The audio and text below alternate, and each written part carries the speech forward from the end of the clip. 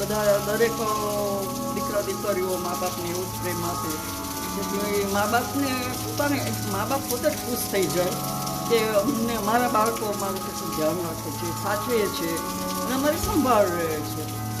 તમારે જેવા વ્યક્તિ હોય તો પણ બેન એવું ના બોલો. બાને એટલે જીતી કહું છું. હું બાને એવું કહું છું કે બા તમે અત્યારે એકલા ના રહેશો, આ સમયમાં એકલા રહેવું સારું નહીં, પણ બા છે ને એવું કે મને એકલા જ રહેવું છે. બધા સંજોગ સમય લોકોના સ્વભાવ વિચારો એ ઉપર રહેવાનો નક્કી કરાય. એમને ગમે ત્યાં નીકળી ન જવાય કોને ત્યાં. સાચી વાત છે. અને ભલે કોઈ એવું મોટું સન્માન નહીં જોઈતું પણ આપણે આવ્યા હોય એ ગમ્યું છે નથી ગમ્યું. જમવાનું એમને ત્યાં કોઈ મહત્વનું હોય દીકરા દીકરીને ત્યાં કાંઈ પણ પ્રેમ ભાવ તો રહેવો જોઈએ આપણા માટે. તો હા તો રહેવાનું એને ત્યાં ગમે. નહીં તો દીકરા દીકરીને ત્યાં પેલા મહેમાનની જેમ ખૂણામાં બેસીને આપણને 2 ટાઈમ રોટલો આપે અને એ જમી લઈએ બસ. ને અંદર આપણે તો સોસાયતા જોઈએ કે ના આપણને કેવું કરે છે એમ. એના કરતાં આપણે જ્યાં રહેતા હતા સારું હતું. એવું ન થાય તો બેન કોઈ પણ મા બાપ હોય દીકરા દીકરીને ત્યાં જવાનો એમને હક છે, અધિકાર છે અને એ લોકોની ફરજ એવી છે કે દરેક મા બાપને સાચવવા જોઈએ. કારણ કે જ્યારે આપણે નાના દીકરા દીકરીઓ હોય ત્યાં આપણે એમની કેટલી સંભાળ રાખીએ છીએ. એના કર્યા આખી રાતમાં આપણે સૂતા ન હોય અને એમને કોડામાં સુવડાવીએ, આપણે ભીનામાં સૂઈ લઈએ.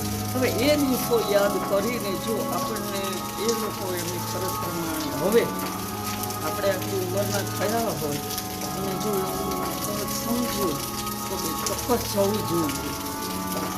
માન વગર અપમાનિત થઈને કોઈ પણ મા બાપ કોઈ દીકરા દીકરીને ત્યાં જાય નહીં, શોભે નહીં.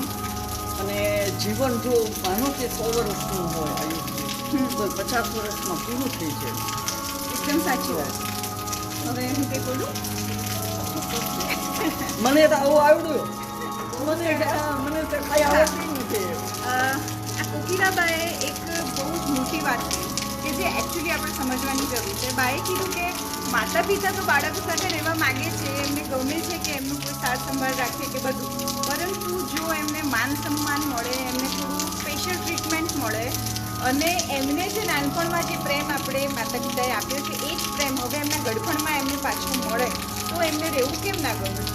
તો આપણે આપણા માતા પિતાને આપીએ કે 2 ટાઈમનો રોટલો આપી દીધો, જમવા આપી દીધું, આપણે વીઆઈપી ટ્રીટમેન્ટ આપી દીધું, પણ આપણા આખા દિવસનો જે સમય છે એનો થોડો નાનકડો ભાગ પ્રેમરૂપી માતા પિતાને આપીએ છીએ. તો બસ એ જ વિચારવાનું છે. આજે મેં બાને જીતી એટલે ગયા કે છે ને હું એમને કહું કે તમારે મને જમવા માટે બિલકુલ ફોર્સ નહીં કરવાનો, પણ હું આ દરવાજાથી બહાર નીકળી રહી છું તો એ એટલા મેળા મારી રહ્યા છે કે હું જમ્યા વગર જાય મને ના ગમે, મને ખોટું લાગે, એટલે મેં બાને જીતી ગયા. બાકી બા બહુ જ ડાયા છે, બહુ જ એક્ટિવ છે. અને બા તમારી ઉંમર ફરીથી તમારી ઉંમર કેટલી? 75 એની એજ પર પણ બહુ એક્ટિવ છે અને કેટલાક બ્યુટીફુલ લાગે છે. ચલો જય શ્રી કૃષ્ણ બા.